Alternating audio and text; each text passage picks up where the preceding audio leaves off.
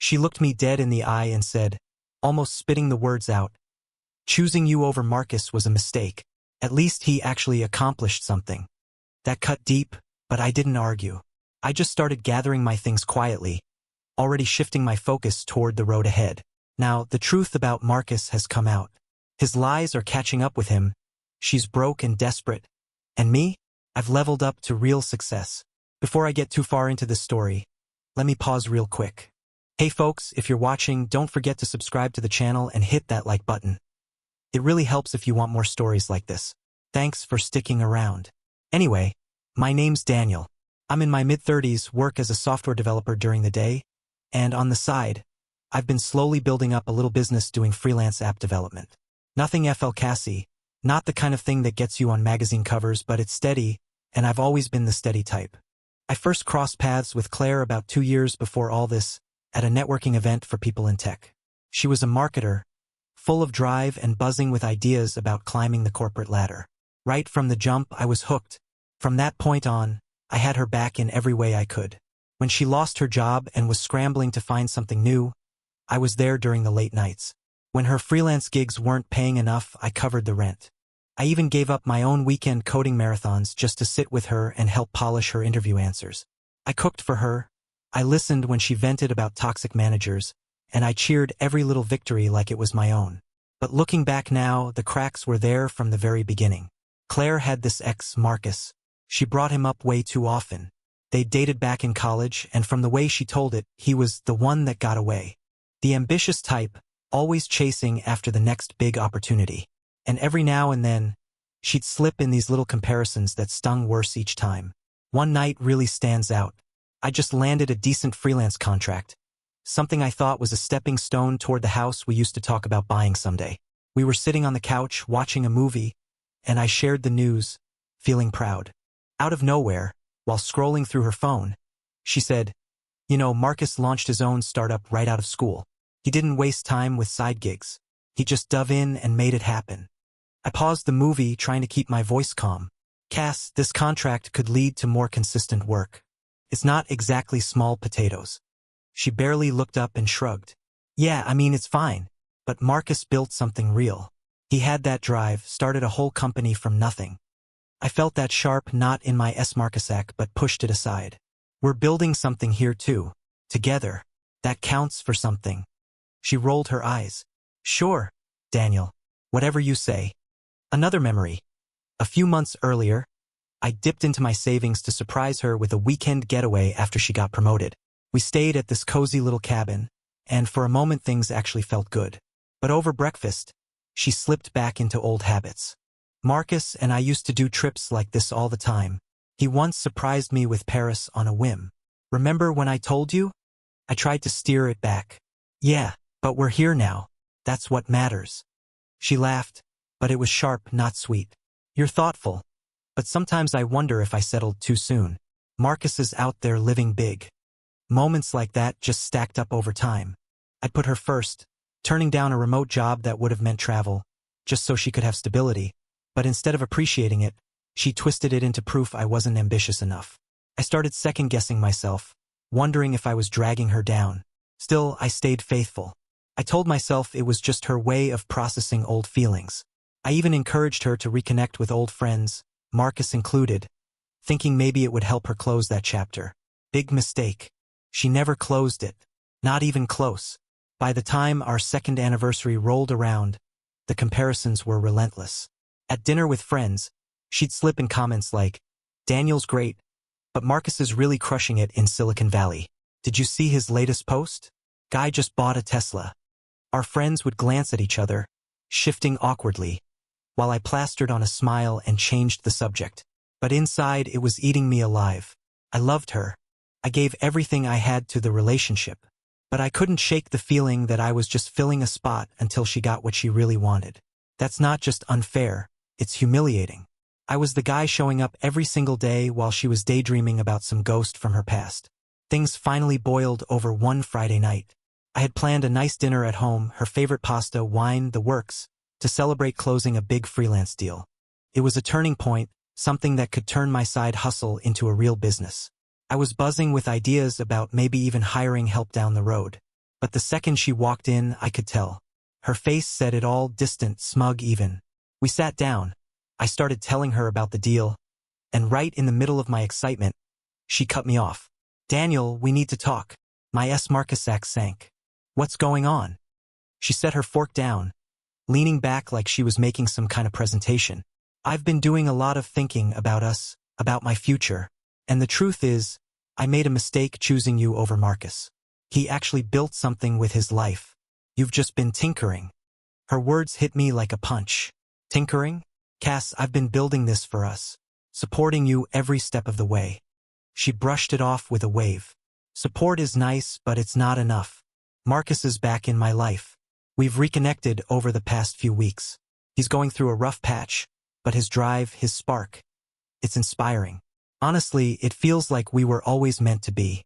Compared to him, your stability just doesn't cut it anymore. I clenched my jaw. You reached out to him? While I was up late working for us. She shifted in her chair, defensive but smug. He actually messaged me first. Said he missed me. And if I'm being honest, when I compare you two, it's no contest. You're comfortable, Daniel, like a blanket. But Marcus pushes me. He's exciting. He's already made it, and I deserve that. The room seemed to tilt. So all the sacrifices?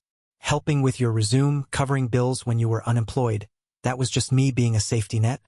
She smirked, like she was proud. Exactly. Sweet, but it's dull. Marcus's life has adventure, stories, success. You're just here. I don't want to settle for someone always trailing behind. Her logic twisted everything upside down. She made my loyalty look like weakness. And what about us? The future we talked about? Plans change, she snapped. I've already told Marcus yes. We're giving it another go. You can see our cast here tonight, but you should probably start looking for a new place. No apology, no regret, just dismissal. Like I was an outdated app she'd decided to uninstall. I didn't yell. I didn't beg. I just nodded. If that's what you want. Later that night, while I lay on the couch, I made the mistake of checking her social media. And there it was, a photo of her and Marcus from years back, freshly posted. The caption read, "Back with the one who got away. Sometimes you have to circle back to find your future. Hashtag second chances, hashtag true love." The likes poured in even from some of our mutual friends. Comments like, "So happy for you guys." It was a public gut punch. After everything I gave, she broadcasted my humiliation like a trophy. The next morning, I didn't explode. I didn't send angry texts or demand answers. I just started packing my things. She stood there in the kitchen with her coffee, watching me like it was just another day. "You're really just leaving?" she asked, sounding almost surprised. "Yeah," I said, stuffing shirts into a duffel without looking at her. "You made your choice." She crossed her arms tight across her chest. "That's it? No fight? No begging me to stay? Wow, maybe I was right. Maybe you really don't have any passion." I zipped the bag shut, keeping my voice calm. "Passion isn't about yelling, Cass. I hope things work out with Marcus." That was the last thing I said. I grabbed my laptop and a few essentials, walked out the door, and cast on a buddy's couch. I didn't tell him the details. Just said, "We split." That was enough. By Monday morning, I made the cleanest break I could. Changed my number, blocked her on everything, and transferred my half of the rent into her account so the lease would be squared away. No strings left to pull. The days that followed were rough. I kept circling back to her words, letting them play in my head like a broken record. The betrayal cut deep, and I couldn't stop asking myself, why me? I remembered last Christmas, when I surprised her with a necklace engraved with our initials. She gushed at the moment, sure, but later she compared it to the diamonds Marcus once bought her. Back then, I brushed it off. Now all the pieces lined up. I felt tossed aside, like everything I'd done was invisible. But instead of spiraling, I chose to detach. I signed myself up for therapy. In my first session, I unloaded everything. She made me feel like I was just the backup plan, I admitted. The therapist nodded calmly. "Sounds more like her issues than yours." That line stuck with me, so I funneled all that hurt into rebuilding myself. I poured long nights into my freelance projects, using that big contract as a launchpad. I joined a gym, started hiking again, things I'd shoved aside while trying to keep her happy. I moved into a small studio apartment. Nothing glamorous, but it was mine and it felt like a fresh start. Months passed with silence. I didn't stalk her social media, didn't ask mutual friends for updates. I stayed locked in on my own grind. My client list grew, I landed 2 more contracts, and I even started prototyping an app with real potential to scale. Nights got lonely, sure. I'd wonder if I'd ever trust again. But each little win stitched me back together. Slowly, I shifted from thinking maybe I was too boring to realizing no. She was the one who lost out. I was investing in me now. Dignity meant no reactions, just evolution.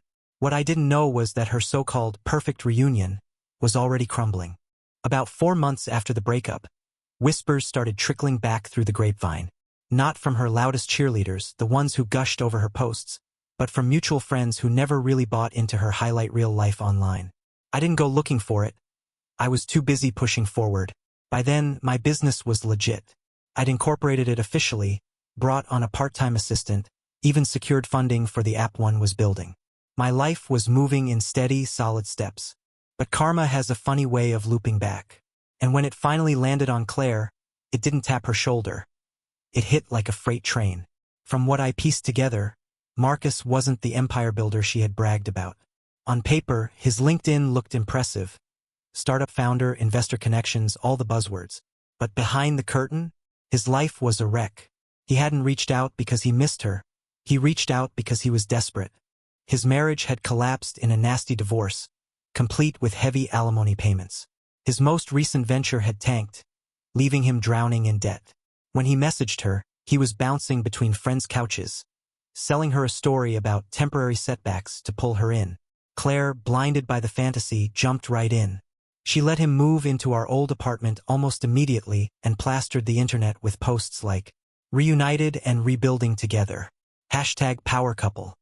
But the reality was Marcus was using her. She gave him a place to CRCAS, became his sounding board for drama with his ex-wife, and basically played therapist while he licked his wounds. He borrowed money, promising to pay her back once his deals closed. She covered his bills, bragged about him to her friends, and paraded him around at events as her successful partner. And the second he found a new investor gig that cleared his debts, he vanished, ghosted her overnight, left a note saying she was holding him back. Same line he'd used years ago in college when he dumped her the first time. Suddenly, the roles flipped. The guy she thought was a prize tossed her aside like old news. She was left buried under maxed-out credit cards, stuck in an apartment she couldn't afford, and with her reputation in pieces. All those public power couple posts, they backfired. Friends who'd cheered her on at first started distancing themselves when the truth slipped out. Marcus's ex-wife even commented on one of her posts, outing him as a serial manipulator.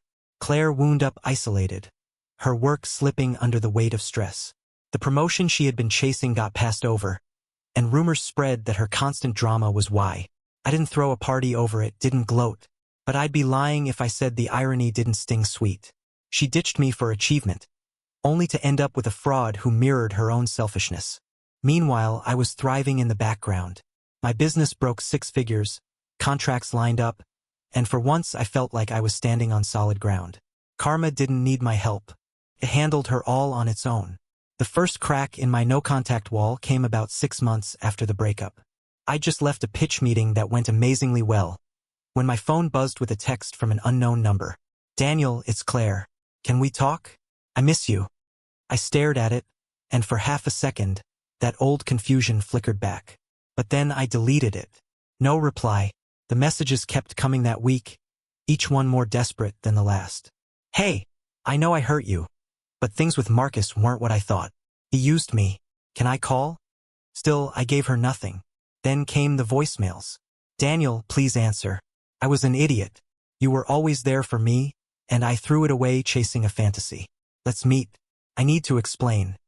Her voice shifted from sweet to desperate. When silence was all she got, her tone sharpened. "Why are you ignoring me? After everything, you owe me at least a conversation." Oh, her. That word lit a fire in my chest. But I didn't take the bait. I blocked the number. She switched tactics, emailing me next. The subject line read, "I'm sorry. Let's fix this."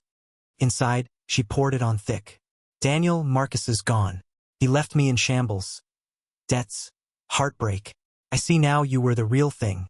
Your stability, your love, I took it for granted. Remember how we planned our future? I want that back. Call me. She even attached an old photo of us smiling. Like nostalgia could erase the wreckage. I archived it. Still no response. That's when she sent in reinforcements. First it was her best friend, sliding into my socials with, "Dude, Claire's suffering. Be a man and hear her out. She's different now." Then came the call from her sister Rachel, the pushiest of the bunch.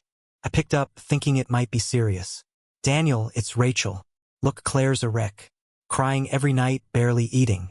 Marcus treated her awful. But you're punishing her for one mistake. Family sticks together. You were basically family. Come see her. Talk it out. She's sorry." I kept my cool, even when Rachel tried to press me. "Rachel, this isn't my problem anymore," I said evenly. She huffed through the phone. "Wow, cold." She said you lacked passion, and I guess she was right. At least Marcus had fire, even if it burned her. Click. I hung up. End of conversation. But Claire wasn't done trying. A week later, she ambushed me at my old gym. Must have asked around, because she was waiting in the parking lot like some bad rom-com gone wrong. "Daniel," she called, rushing toward me as I stepped out. Her eyes were swollen from crying. Makeup streaked down her cheeks. "Please, just 5 minutes." I stopped with my keys in hand but kept my distance. "What do you want, Cass?" Her voice wavered. I was wrong. Marcus's whole life was a lie. Divorce, bankruptcy, everything. He used me for money and walked out. I'm alone now, barely holding it together. You built something real. I see that now. Let's start fresh. I can help with your business. Be the partner you always deserved. The hypocrisy was almost laughable. Suddenly my tinkering was real. Now that she was sinking, stability looked attractive. The reversal of power couldn't have been more obvious. I shook my head. "No." She grabbed my arm. "Why? I know I was cruel, but people change. My friends think you're being stubborn. Even my mom says you should forgive me." Her voice cracked, then turned sharp with anger. "Fine. Ignore me. You're just bitter because I chose better or thought I did. But look at you. Still single, drowning in work. Pathetic." That was the real Claire right there. I pulled my arm free. "Goodbye, Claire." I drove off, ignoring the flood of texts that followed. They flipped back and forth, from tearful apologies to furious rants about how heartless I was. Blocked every one of them. The final act came at our mutual friend Lucas's wedding. It was held at this beautiful garden venue just outside the city. I'd RSVP'd months before, figuring she wouldn't dare show up. But there she was. Rumpled dress, messy hair, clutching a drink in the corner while people whispered. I didn't go alone. I brought Sophia, my new girlfriend. She was a fellow developer I'd met at a conference. We'd been dating for 3 months, and she was the opposite of Claire. Kind, motivated, and she appreciated my steady way of living. My business was booming, too. I just closed a major partnership. Claire spotted us during the reception and made a beeline through the crowd. "Daniel, we need to talk. Now." Sophia shot me a look, but I gave her hand a reassuring squeeze. "It's fine." Claire's eyes darted to Sophia, jealousy FL-casting across her face. "And who's this?" "Sophia," I said. "My fiancé. We actually got engaged last week." Okay, a little exaggeration at the time, but we were definitely heading in that direction. Claire's voice cracked. "Marcus destroyed me, left me broke, isolated. I realize now you were the one building a future while he was living in the past. I threw it away. Please, give me another chance. I'll make it right." She was shaking, tears running down her face, while mutual friends watched from a distance. The contrast couldn't have been sharper. Her unraveling. Me steady with Sophia by my side. I met her eyes and spoke calmly. "Claire, you told me yourself. I made a mistake choosing you. He actually achieved something. Turns out his achievements were smoke and mirrors. But mine, they're real. And they're mine now." She stumbled for words. "But I was wrong. You can't just erase us." I gave her back her own line. "Plans change. You wanted someone with spark, and I wanted peace. I've built a life without you. A thriving business, someone who sees my worth. You're not part of that anymore. You're just a lesson I've already learned." Her face crumpled. "So that's it? You're done with me completely? I turned to Sophia and smiled. Let's dance.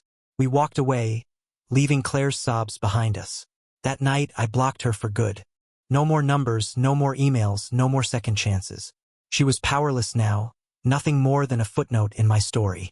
And me? I'd moved on, free, focused, and upgraded. Thanks for listening, folks. Don't forget to hit that like button and subscribe if you want to hear more stories like this one. What do you think? Was I right to walk away for good?